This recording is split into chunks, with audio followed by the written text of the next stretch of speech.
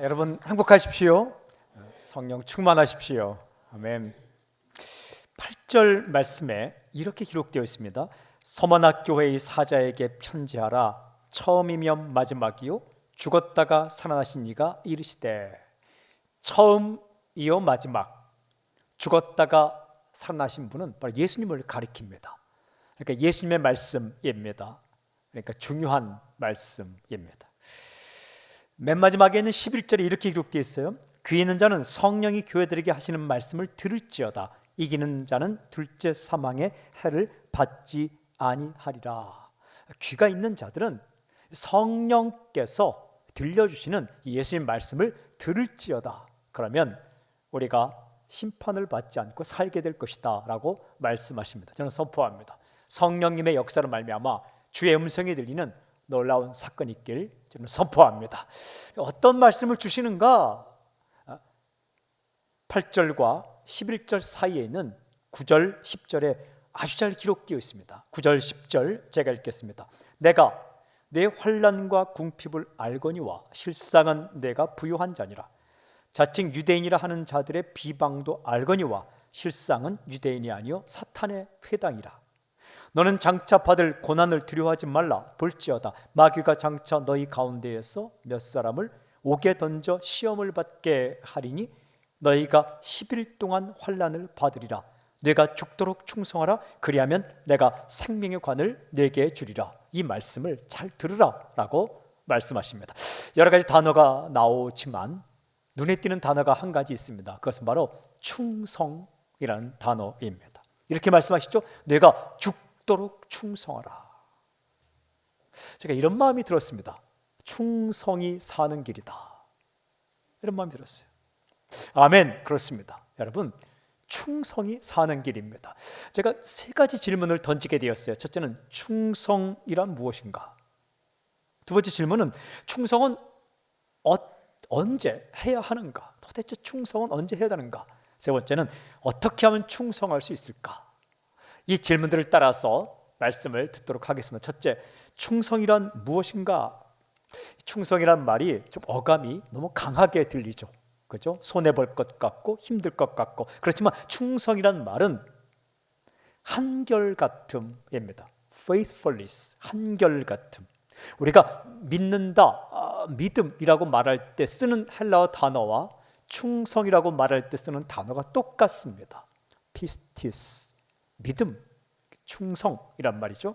그러니까 충성이란 뭘 많이 하는 게 아니라 상대방을 배신하지 않는 것입니다. 뭘 많이 하는 게 충성이 아니라 상대방을 배신하지 않는 것. 그러니까 관계 개념이죠.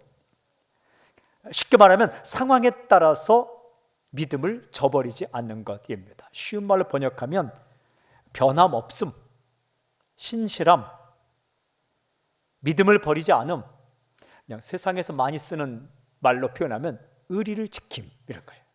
의리를 지킨다. 빛나고 아름다운 겁니다. 이게 사람과의 관계에서도 상황에 따라 사람을 버리지 않고 배신하지 않고 의리를 지키고 한결같이 대하는 것, 이건 빛나고 아름다운 도덕적 행동이고 성품입니다. 주님과의 관계도 마찬가지입니다. 이 충성, 신실함, 한결같음이 주님과의 관계에서 가장 중요하다라는 말씀이죠. 이게 사는 길이다. 본래 충성이라는 게 인간의 성품이 아니라 예수님의 성품입니다. 요한계시록 1장 5절 읽으면 이렇게 예수님을 소개합니다. 또 충성된 증인으로 죽은 자들 가운데서 먼저 나시고 땅의 임금들의 머리가 되신 예수 그리스도로 말미암아 예수님을 충성된 증인이라고 이렇게 우리가 소개하죠. 예수님은 충성된 분이다. 믿음직한 분이다. 절대로 사람을 싫다고 버리지 않는 분입니다. 모른 척하지 않는 분입니다. 당신을 포기하지 않습니다. 어제나 오늘이나 영원토록 동일하신 분이 바로 예수님이십니다. 제가 이번에 이렇게 많은 생각을 해보는데 첫 번째, 정말 평소에 하던 것이 은혜고 기적이었다는 게 악수였습니다. 악수. 주일날 로비에서 서 있으면서 성도님들이 오실 때에 얼굴을 바라보며 일주일 만에 보면서 반갑게 맞은 악수가 이게 보통 기적적인 사건이 아니었구나. 하지 않게 되니까 할 수 있었을 때 이게 은혜다라는 생각이 들었어요. 그러니까 평범한 것이 은혜로 느껴지기 시작했어요. 일상적인 것이 기적처럼 느껴지기 시작했어요. 여러분, 우리가 이렇게 모여서 드리는 예배도 이게 늘 일상적인 거고 당연하고 그냥 뭐 하면 한다라고 생각했던 것인데 그렇지 않다는 것을 알게 되었습니다. 여러분, 우리가 살면서 숨쉬고 말하고 생활하는 이 모든 것들, 당연, 일상, 평범, 주의 은혜가 아니었다면 결코 누릴 수 없던 것들입니다.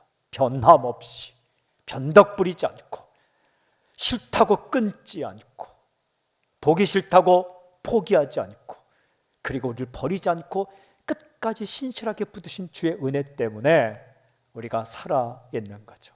우리 전반부에 불렀던 이 찬양, 제가 늘 한번 부르고 싶었던 찬양인데 하나님 한 번도 나를 실망시킨 적 없으시고 언제나 공평과 은혜로 나를 지키셨네. 오 신실하신 주, 오 신실하신 주.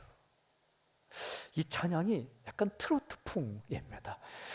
그래서 언젠가 한번 부르고 싶었는데 오늘 예배 인도자 되시는 우리 전사님과 찬양팀이 1부 때 부르고 2부 때 불러서 얼마나 은혜가 되는지 몰라요. 그래서 이 설교가 끝나면, 메시지가 끝나면 이 찬양을 한 번 부를 겁니다.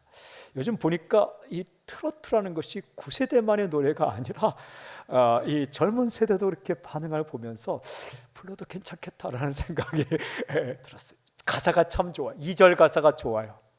지나온 모든 세월들 돌아보아도 그 어느 것 하나 주의 손길 안 미친 것 하나도 없네.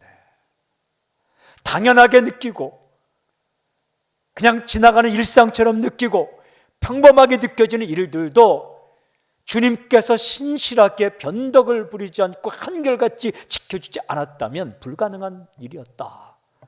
주님의 성품이 신실하심입니다. 그러니까 우리가 충성스럽게 살고 배반하지 않고 한결같이 산다는 것은 주님을 닮은 모습입니다. 그만큼 중요한 거예요.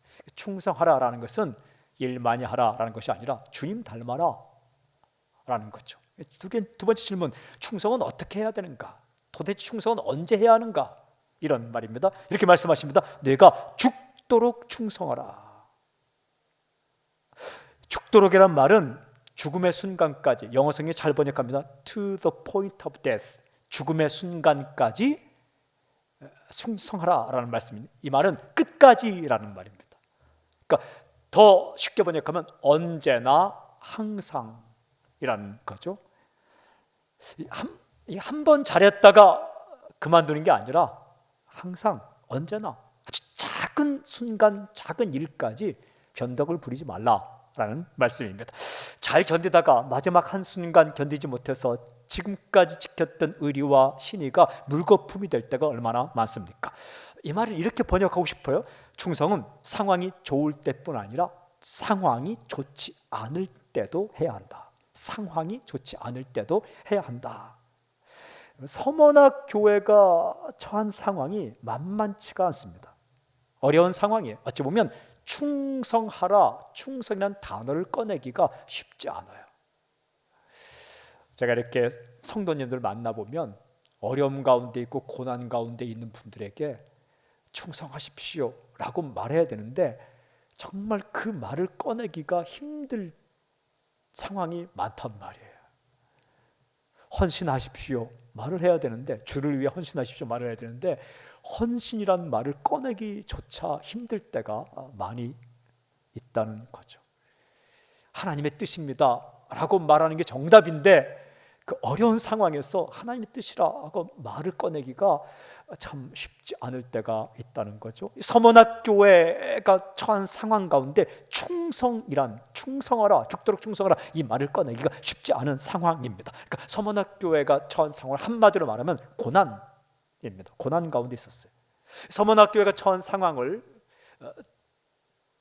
잘 말해주는 세 가지 단어가 나옵니다. 하나는 환난이라는 단어가 나오고, 두 번째는 궁핍이란 말이 나오고, 세 번째는 유대인의 비방이란 말이 나옵니다. 다 어려운 거예요. 환난은 쉽게 말씀드리면 눌림을 받는다라는 거예요. 위에서 머리를 꽉꽉 누른다. 이게 환난입니다. 날개를 펴지 못하도록, 튀어오르지 않도록 꽉꽉 누른다. 이게 환난입니다. 쉽지 않아요. 핍박받는 거예요. 그러니까 신앙을 지키기 위해서 그런 심리적, 정치적, 경제적 압박을 당했다라는 겁니다. 심한 반대에 부딪혀서 사는 게 쉽지 않았다. 사람이요, 반대에 부딪혀도 용기 있게 살 수 있는 것 같죠. 그런데 심한 반대에 계속 부딪히면 누구든지 의기소침하게 됩니다. 어떤 사람에 대해서요, 한 10명 정도가 한 달 동안 여러 가지로 압박을 하잖아요. 아무리 성격 좋은 사람도 실수하게 됩니다. 이게 압박받는 게 쉽잖아요. 두 번째, 궁핍은 그냥 배고픔입니다. 배고픔. 이 단어 자체가 배고픔, 실제적인 가난입니다. 제가 궁금했어요. 서머나 교회가 가난한 이유는 서머나라는 지역이 가난했을까? 책을 찾아보았습니다. 놀랍게도 서머나라는 지역은 가난하지 않았어요. 에베소에서 한 50km밖에 떨어지지 않기 때문에 에베소가 부자 동네였고 서머나 역시 부자 동네였어요. 큰 항구 도시였고, 이 서머나는 특별히 로마가 지배하는 이 나라 그 지역들 가운데 과학과 의술이 발달된 곳입니다. 그리고 아름다운 건물들이 즐비한 곳입니다. 상업적으로 굉장히 활발한 도시였습니다. 돈이 많았다는 거예요. 특별히 이 서머나는 포도주로 유명한 곳입니다. 이렇게 도시가 부유했습니다. 도시는 부유했지만 크리스찬들은 가난했다. 왜냐하면 믿음을 지키기 위해 부유함을 포기했다라는 겁니다. 믿음을 지키기 위해 타협하지 않았다. 그러니까 믿음과 경제적인 풍요함을 바꿔버렸다. 다 못 살 때 나도 못 살면 그나마 괜찮습니다. 남들은 다 잘 사는데 나만 신앙을 지키기 위해 못 살면 억울합니다. 분하죠. 그런데 그 서머나 교회가 믿음을 지키기 위해 경제적인 어려움을 감수했다. 세 번째는 유대인의 비방을 받았다. 자칭 유대인이라 하는 자들이 이 서머나 교회의 성도들을 비방했다라는 거예요. 특별히 유대인으로서 예수 믿게 된 유대 그리스도인들을 유대인들이 비방했다. 유대인들이 볼 때는 유대인이면서 그리스도인 된 사람은 이단아처럼 보였던 것이죠. 이 서머나에 왜 유대인들이 많았는가? AD 70년에 로마의 점령을 받아서 예루살렘이 멸망을 하게 됩니다. 유대인들이 흩어지게 되죠. 가까운 서머나까지 오게 되었습니다. 그 당시에 로마 제국이 다스릴 때 한 6천만 명 정도가 인구였는데 6천만 명 가운데 로마 시민권 6천만 명 가운데 한 500만 명 정도가 유태인이었습니다. 굉장히 많은 숫자의 7% 정도 되는, 정치적으로 무시할 수 없는 세력입니다. 7%의 유권자라고 말하면 굉장히 큰 인구에, 그런데 크리스찬들은 몇 명이는가? 그 당시에 5만 명 정도 되었습니다. 그러니까 500만이라는 숫자와 5만이라는 숫자는 말이 안 되는 거예요. 로마가 누구의 말을 듣겠습니까? 유대 그리스도인의 말을 듣지 않고 유대인의 말을 들었죠. 그래서 유대인들은 이것을 무기 삼아서 유대 그리스도들을 비방했다. 비방했다는 것은 말로 욕했다는 것뿐만 아니라 실제적으로 고발했다는 거예요. 여러 가지 이유를 들어서 유대 그리스도들을 고발했다.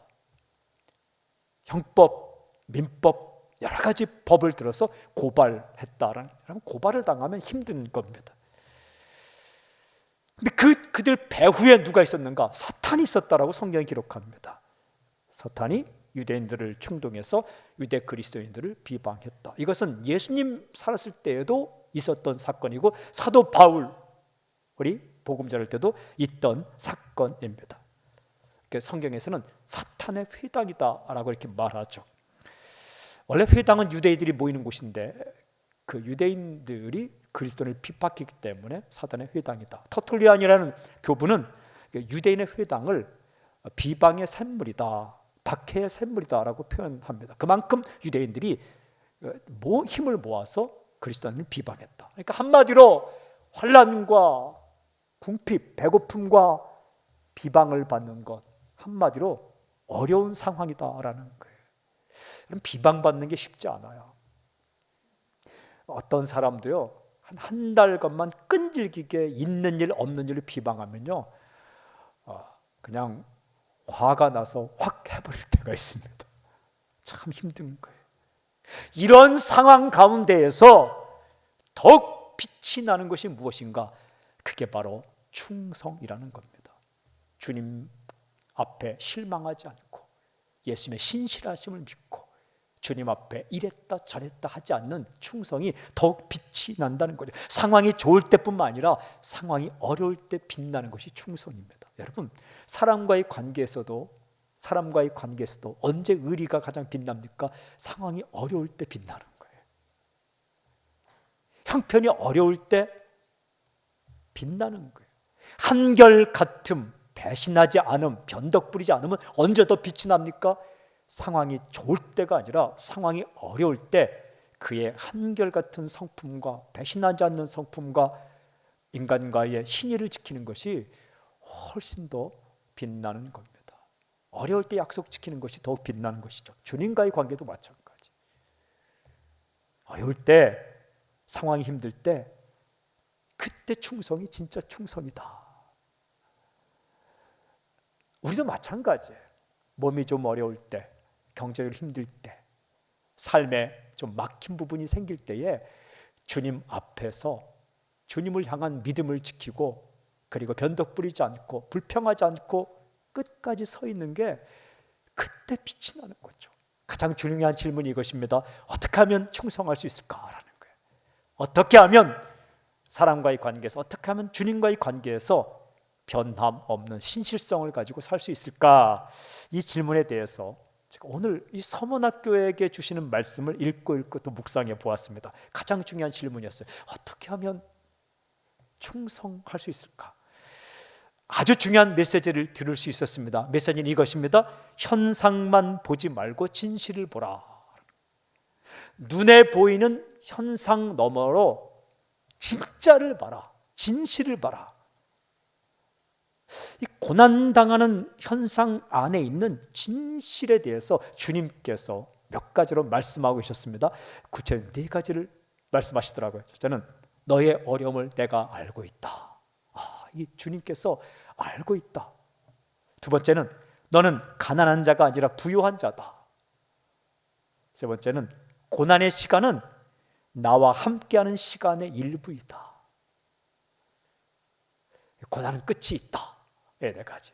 첫 번째, 주님이 알고 계신다. 이게 진실이다라는 거예요. 이렇게 기록되어 있어요. 9절에 내가 알거니와 I know. 이렇게 주님께서 모르기 때문에 어려움 당하는 게 아니다.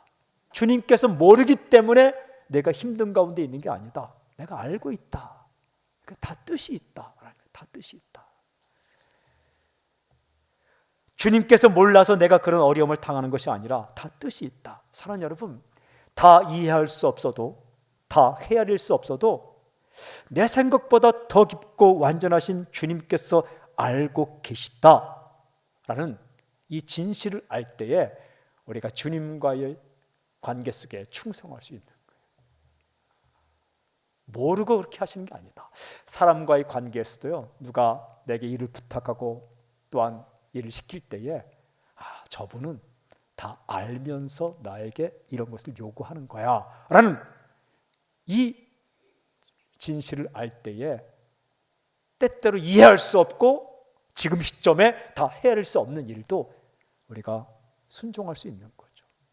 두 번째는 당신은 부요한 자라는 것이 진실이다라는 거예요. 주님께서 이렇게 말씀하세요. 9절에 실상은 내가 부요한 자니라. 저는 이 말씀이 굉장히 크게 와닿았어요.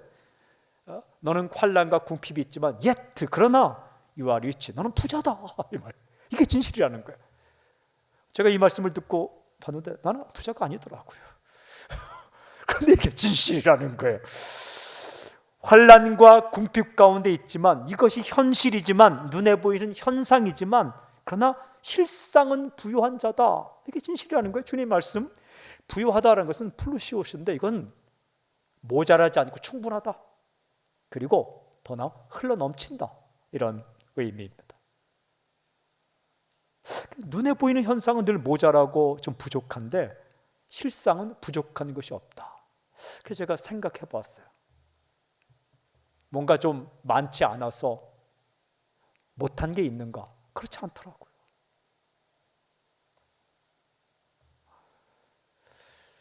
우리가 건물이 우리 거 아니라 해서 예배 못 드린 적 있습니까? 현상은 우리 건물 아니지만 실상은 예배 드리고 다 했다는 거예요. 정치적, 경제적, 사회적, 문화적 어려움이 눈에 보이는 현상이지만 실상은 부연자. 여러분 당신 인생을 되짚어 보십시오. 때때로 내가 원하는 것만큼 있지 않았다고 하더라도 그렇다고 해서 당신이 하지 못한 것이 또 무엇이 있겠습니까? 왜 나는 부유한 자입니까? 질문했어요. 딱 대답은 이것입니다. 주님께서 함께 하시기 때문이다.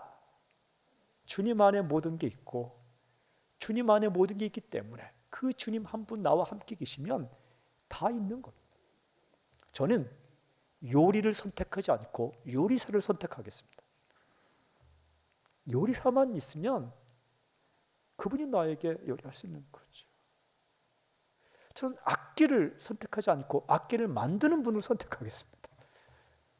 누가 저에게 와서 바이올린을 가질래? 바이올린을 만드는 명장을 내가 함께 할래? 나는 두말하지 않고 바이올린 만드는 명장을 선택하겠어요. 눈에 보이는 요리를 선택할래? 아니면 요리사를 선택할래? 저는 요리사를 선택하겠어요. 눈에 보이는 이런 소유를 선택할래? 아니면 그 소유를 주관하시는 주님을 선택할래? 난 주님을 선택하겠어요. 주께서 이렇게 말씀하세요. 너는 부유한 자이다. 왜요? 예수님께서 부유하시기 때문에 그렇습니다. 이게 실상이다. 제가 이 말씀을 묵상하는데 사도 바울의 고백이 제 마음 가운데 떠올랐습니다. 고린도후서 6장 8절 10절 바울은 이렇게 고백합니다. 우리는 속이는 자 같으나 참되고 무명한 자 같으나 유명한 자요. 와, 무명한 자 같으나 유명하다. 내가 뭐 유명한가? 여러분 예수님이 당신을 알아주십니다. 죽은 자 같으나 보라 우리가 살아있고 징계를 받는 자 같으나 죽임을 당하지 아니하고 근심하는 자 같으나 항상 기뻐하고 가난한 자 같으나 많은 사람을 부유하게 하고 아무것도 없는 자 같으나 모든 것을 가진 자로다. 아멘. 아무것도 없는 자 같으나 모든 것을 가진 자로다. 이 사실을, 이 진실을 볼 때에 흔들리지 않을 수 있다라는 것입니다. 세 번째는 고난의 시간은 주님과 함께하는 시간의 일부이다. 여러분 10절에 이렇게 되어 있어요. 너는 장차 받을 고난을 두려워하지 말라. 왜 고난을 두려워하지 않아요? 고난의 시간이라는 게 그거 빼버리고 주님과의 교제의 시간이 아니라 고난의 시간까지 포함해서 주님과의 교제의 시간이다. 로마서 8장 17절 18절 이렇게 되어 있어요. 자녀이면 또한 상속자 곧 하나님의 상속자요 그리스도와 함께한 상속자니 우리가 그와 함께 영광을 받기 위하여 고난도 함께 받아야 할 것이니라.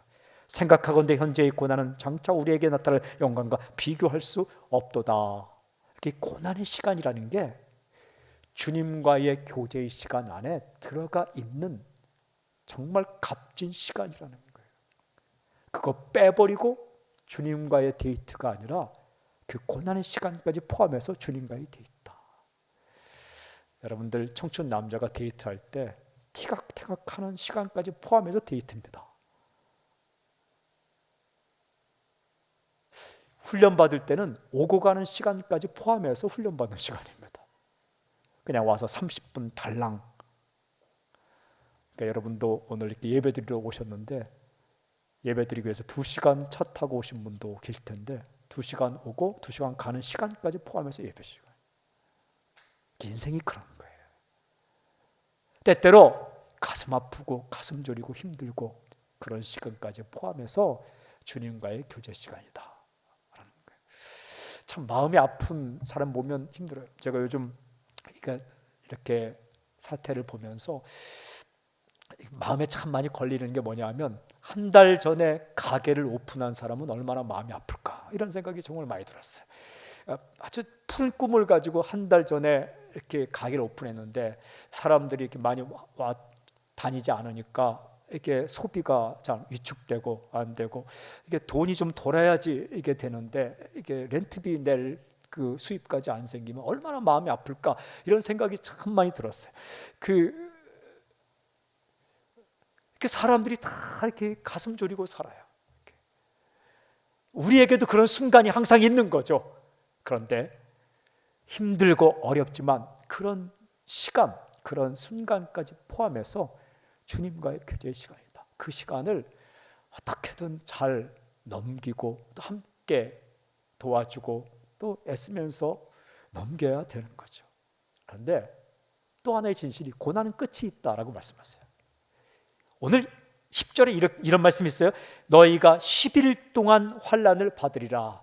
도대체 10일 동안 환난 받는다는 이야기가 뭘까? 10이라는 숫자는 꽉 찬 숫자입니다. 3은 하늘의 숫자고 4는 땅의 숫자고 3과 4를 더하면 7, 완전 숫자 7이 되고 3과 4를 곱해도 10이 완전 숫자가 되고 완전 숫자 7에서 하나가 빠진 6은 인간의 숫자, 마귀의 숫자이고 그런데 10이라는 숫자는 꽉 찬 숫자예요. 꽉 찬. 꽉 찼죠. 꽉 찼다는 것은 무슨 뜻이냐? 기간이 꽉 차면 끝난다라는 거예요. 10이라는 것은 기간이 꽉 차면 끝나는 기간을 10이라고 말합니다. 무한한 시간이 아니라 유한한 시간. 근데 고난의 시간은 10이다. 뭐예요? 꽉 차면 반드시 끝이 난다. 고난이라는 것은 끝이 있다. 주님과의 교제는 영원하지만 고난의 시간은 끝이 있다. 이걸 꼭 기억하라. 지나간다. 끝날 날이 있다. 이거 진실이다. 이 진실을 알아야 그 기간을 잘 견딜 수 있는 거죠. 사랑하는 여러분, 상황은 언제나 변합니다. 형편은 언제나 변합니다. 세상은 언제나 변합니다. 그러나 주님의 사랑은 언제나 변하지 않습니다. 신실함. 저는 이 주님의 충성의 성품을 닮아 우리 모두가 사람과의 관계에서 신실한 사람으로 살 수 있기를 저는 선포합니다. 그리고 주님과의 관계에서도 다 이해할 수 없고 헤아릴 수 없고 때로는 좁은 길을 가야만 하는 그 순간에서도 무엇이 사는 길인가? 상황에 따라 이랬다 저랬다 하는 것이 사는 길인가? 아닙니다. 충성이 사는 길입니다. 상황을 바라보지 말고 주님 바라보십시오. 두려워하지 말고 말씀 붙드십시오. 매일 순간 그리고 아주 작은 순간에서도 주님 앞에 신실하십시오. 주님의 사랑을 의심하지 마십시오. 주님께서 붙들고 당신에게 필요한 것을 공급하시고 그리고 당신의 인생을 인도하고 계신 주님, 한 번도 버리지 않고 외면하지 않고 포기하지 않고 지금까지 함께 하신 주님께서 여전히 함께 하실 것을 믿고 승리하는 여러분이 되시길 주님을 선포합니다. 주님을 찬양합니다. 위대하신 주님을 찬양합니다. 할렐루야, 할렐루야.